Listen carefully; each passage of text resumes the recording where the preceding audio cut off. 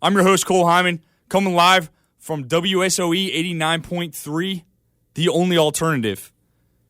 What a week it has been so far in the world of sports. Go back a few days to Monday night, one of the best national championship final games that I have ever seen.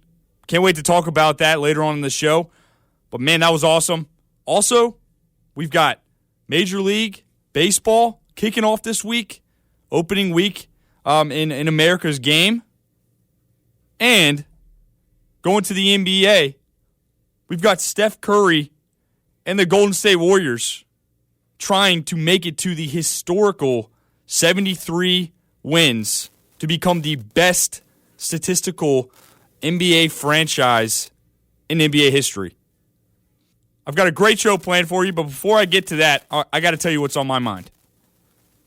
Coming in here today, my mind is still on Monday night's game.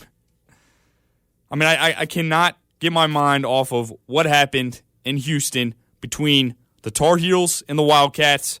My mind is telling me that Monday night's national championship game between UNC and Villanova was one of the best finishes to a title game in NCAA history. I mean, come on. Page hits the prayer. I mean, just a terrible shot. If you're a UNC, if you're Roy Williams, and you look at Marcus Page with the ball as time is ticking down on this, probably, you think maybe this is the last possession of the game, and Page throws up a hideous shot where he's off balance. He's way beyond the three-point line. And essentially, he just tosses it up with his left hand. Off balance. Not a high percentage shot, but it sinks. Goes in. Everybody goes crazy. I'm going crazy. The two guys I'm watching the game with, both UNC grads, absolutely berserk. Okay? UNC had got outplayed throughout the second half of this game and put themselves in very little to no position to win this game. But Marcus Page, with the emphatic toss from beyond the arc with his left hand, sinks it with 4.7 seconds left to go. Unbelievable. Could it get any better than this? Of course it can. It's the NCAA tournament, baby. Next possession for Villanova, a guy with the name of Chris Jenkins. If you didn't know him throughout this regular season in college basketball, you know him now. He gets the ball from Archie Biakino. Time is expiring. He gets a somewhat open look beyond the arc. As the buzzer beats, he sinks it, and Villanova wins. A dagger as time expires to come out on top. This is why college basketball is such a beautiful game, ladies and gentlemen. I mean, this is a prime example of why I believe college basketball, specifically the NCAA tournament, is the best thing to watch on TV if you're looking at sports. Where else are you going to see thrillers like this seemingly every night? I don't know where. But as far as I'm concerned, this is where it's at. Today, I've got a great show planned for you. I've got 3 guests coming in on the show. Really excited about that. I'm going to have Grant Flick, who's actually one of my roommates.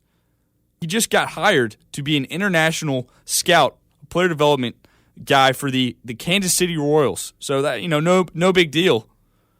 But this guy's going to be working for the reigning World Series champion Kansas City Royals out of the Dominican Republic this summer. So I'm really excited to have him on to talk about that experience, talk about a little bit about fantasy baseball, and then obviously talk about the opening week of baseball. A lot of excitement with that. You can also go check him out on Twitter at GFlick21. That's at GFlick21.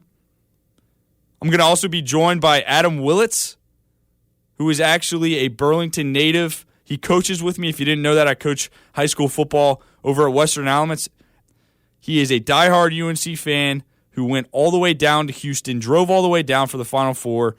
So I'm looking forward to getting his reactions of being at that game, being around the atmosphere of that weekend. So I'm excited about that. And you can check him out on Twitter at AWKickingIt. That's at AWKickingIt. And then finally, in the second hour of the show, we're going to be joined by Matt Krause, who is an Elon alum working for IMG College. He is working as a studio host and producer for Marshall University as well as Pittsburgh University. So this guy is doing a lot.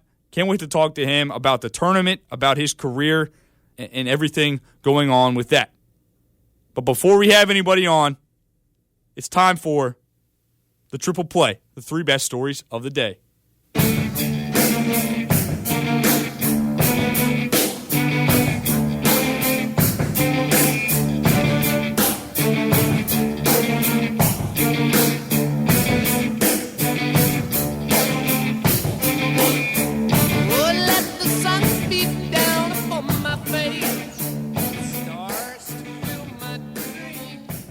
My first story, come on, it's not too late to talk about it. I don't care. It's still relevant. It's craziness. I still can't believe it happened. Villanova defeating UNC Monday night with a score of 77-74. I said it before. I'm going to say it again. One of the greatest games, one of the greatest finishes in NCAA history. Chris Jenkins with the dagger at the end. Oh, my gosh. Marcus Page a few seconds before, seemingly putting UNC in position to play overtime, potentially win this game. I mean, it doesn't get much better than this. It really doesn't. But in terms of a tournament overall, I think you got what you paid for, which was nothing. As a fan, you got the opportunity to see almost 20-plus games come down to the wire. You got to see upsets right and left. And you got to see an incredible finish in the final game of the tournament.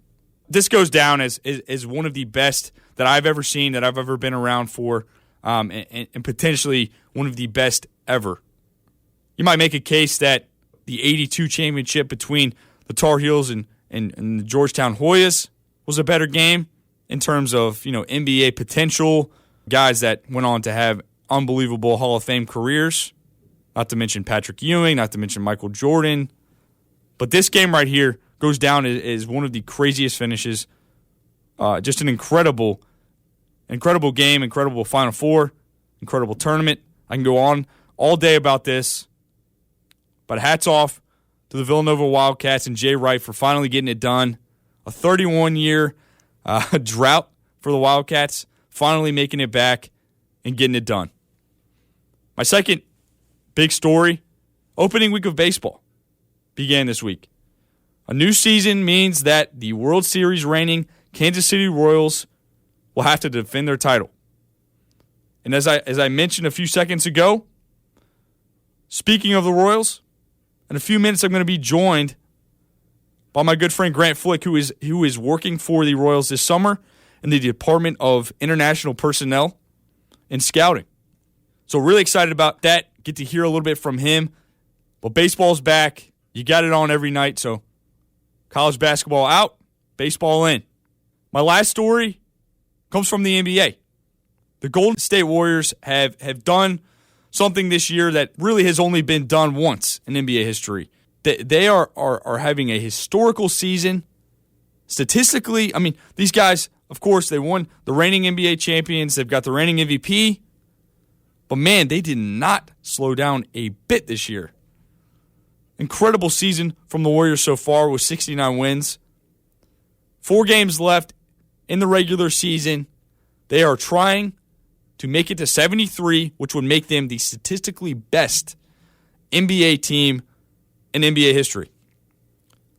The 85-86 Chicago Bulls currently hold the record with 72 wins. Now, of course, the Warriors can tie that, and that would be phenomenal. That would be absolutely phenomenal. Even if they lose out, still an incredible season for the Warriors. Nobody can put that by them. But man, they dropped one to the Timberwolves last night with they had a 17-point lead in this game at one point. But they ended up dropping it 124 to 117 as Andrew Wiggins, the young gun for the Timberwolves, dropped 32 with 6 steals, 5 rebounds. Now, the big thing behind this game, the big thing behind this loss is, as I said, they got 69 wins so far. There's only 4 games left. So if you do the math, if they win out, they will in fact be that 73 best team in NBA history team. But it just so happens the last 4 games are not going to be easy ones. Let's look at who they got. The Warriors will face the 65-win, undefeated at home San Antonio Spurs, not once but twice in the next week, as well as the Memphis Grizzlies, who are above 500 team out of the West. Still a very good team, not going to be an easy win. They got to face them twice as well in the last 2 weeks of the season. This means that making it to 73 is not going to be an easy task for the Warriors. And losing to the Timberwolves definitely put them in a bind. It's going to be interesting to see if they can do it. The Spurs, as I said, have not lost at home. The Spurs are a very, very good team out of the West. If the Warriors weren't around, we'd be talking about the Spurs every day because they're a 65 team that hasn't lost at home. Oh, and by the way, they have a potential to have the best record in the NBA this year. If the Warriors go and lose the next 4, the Spurs actually have 5 games left, so they can go out and get 70 wins.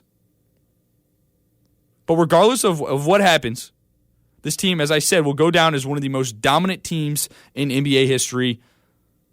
The reigning NBA champions, the reigning MVP, could potentially repeat in both categories. I'm definitely pulling for the Warriors to make this thing happen. It would be awesome. It would be awesome. So that was a triple play for the day. I'm going to go to a quick break, but when I come back, I'm going to have my good friend Grant Flick on to talk a little baseball. Once again, he is going to be an international scout for the Kansas City Royals this summer. Can't wait for that. Don't go anywhere. Come back and listen here on Sports Therapy.